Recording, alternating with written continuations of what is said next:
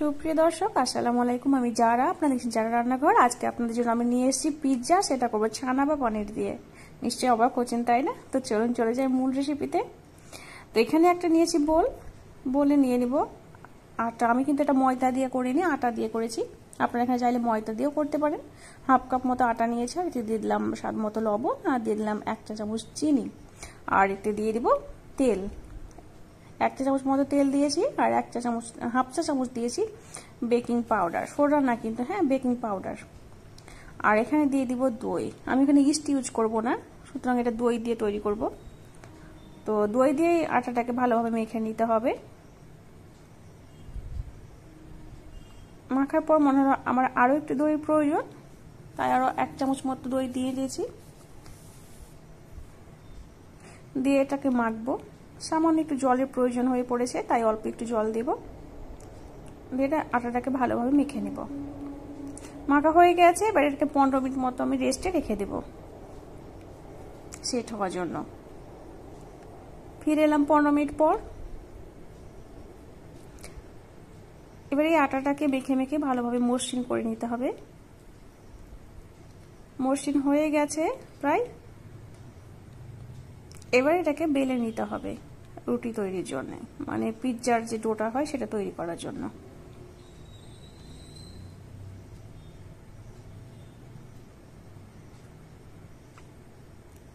রুটিটা আমি বেলে নিয়েছি, আর এখানে একটা আমি প্লেট নিয়েছি। প্লেটে আমি তেল মাখিয়ে নিলাম। এবার এতে রুটিটা দিয়ে দেব। দেওয়া হয়ে গেছে। এবার যেটা করব, এই সাইডটা আমি মুড়ে দেব। একেবারে রেস্টুরেন্টের মতন পিৎজাই আমি বাড়িতে তৈরি করব। দেখবেন ইস্ট ছাড়া, চিজ ছাড়া, মানে হাতের কাছে থাকা উপকরণ দিয়ে খুব সুন্দরভাবে তৈরি করে নিতে পারবেন।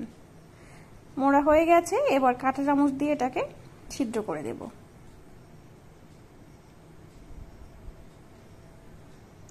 এবার আমার ঘরে ছিল টমেটো কেচাপ, মানে টমেটো সস, সেটা দিয়ে আমি এটা মাখিয়ে নেব, চারিদিকে ছড়িয়ে নেব।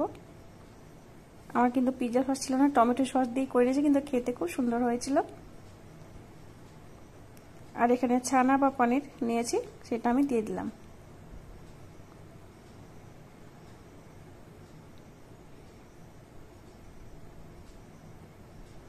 আর এখানে আছে ক্যাপসিকাম আর টমেটো কুচি, ছোট ছোট টুকরো করে কেটে নিয়েছি, সেগুলো আমি সব উপরে সাজিয়ে দেব।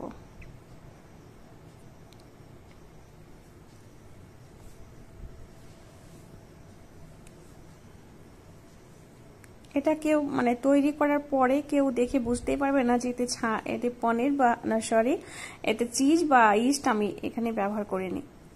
খুব সুন্দর হয়, রেস্টুরেন্টের মতোই, দেখতেও খুব সুন্দর লাগে, আর খেতেও অসম্ভব মজার হয়। হাতের কাছে থাকা সব উপকরণ দিয়ে আবার তৈরি হয়ে যায়, এটা একটা প্লাস পয়েন্ট।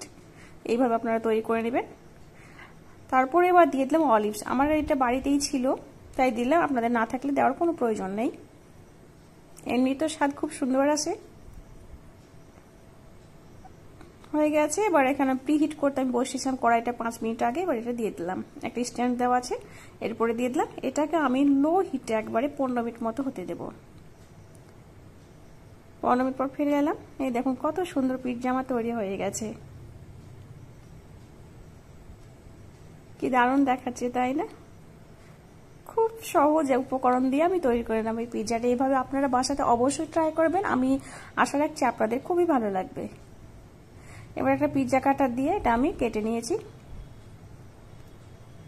তো আজকে এই পর্যন্ত। ইনশাআল্লাহ চলে আসবো পরবর্তী পর্বে নতুন কোনো রেসিপি নিয়ে। ততদিন মতো আল্লাহ হাফেজ।